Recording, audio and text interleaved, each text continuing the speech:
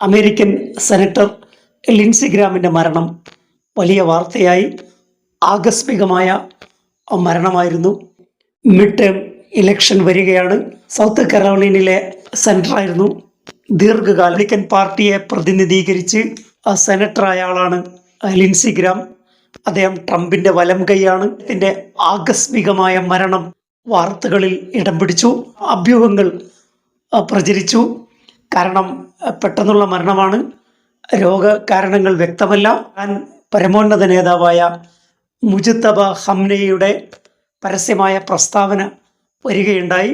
ആയത്തുള്ള അലി ഖംനയുടെ രക്തത്തിൻ്റെ പ്രതികാരം ചോദിക്കും, ഞങ്ങളുടെ ശത്രുക്കളോട് ഞങ്ങൾ പകരം ചോദിക്കും. പിന്നീടാണ് പെട്ടെന്ന് റിപ്പബ്ലിക്കൻ പാർട്ടിയിലെ പ്രധാനിയായ ലിൻസി ഗ്രാമിൻ്റെ മരണം റിപ്പോർട്ട് ചെയ്യപ്പെടുന്നത്. വലിയ രീതിയിലുള്ള അഭ്യൂഹങ്ങൾ പ്രചരിച്ചു.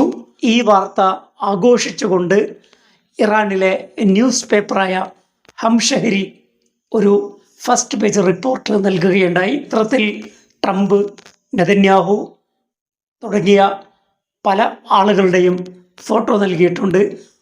ആ ഫോട്ടോക്ക് അടിക്കുറിപ്പായി പേർഷ്യൻ, ഇംഗ്ലീഷ്, ഹിബ്രു ഭാഷയിൽ അതിൻ്റെ ഹെഡിങ് നൽകിയിട്ടുണ്ട്. ആമുദ മറഗ് നാഗ്ഹാനി ബാഷിദ് എന്നാണ് പേർഷ്യയിലെ ഹെഡിങ്. Get ready to sudden death, ആകസ്മിക മരണത്തിന് തയ്യാറാവുക എന്നാണ് ആ ഫോട്ടോയുടെ അടിക്കുറിപ്പായി നൽകിയിട്ടുള്ളത്. മാർക്കോ റൂബിയോ, പീറ്റ് ഹെഗ്സത്ത് തുടങ്ങിയ പല പ്രമുഖരുടെയും ചിത്രം അതിലുണ്ട്. നെതന്യാഹു, ട്രംപും ഒബ്വിയസ്ലി അതിലുണ്ട്. അമേരിക്കയിൽ ലിൻസി ഗ്രാമിൻ്റെ മരണം വലിയ ഞെട്ടലുണ്ടാക്കിയിട്ടുണ്ട് എന്നാണ് ആ വാർത്തയിൽ പറയുന്നത്. ഇത് ഔദ്യോഗികമായ ഒരു ലിസ്റ്റോ മറ്റൊന്നുമല്ല.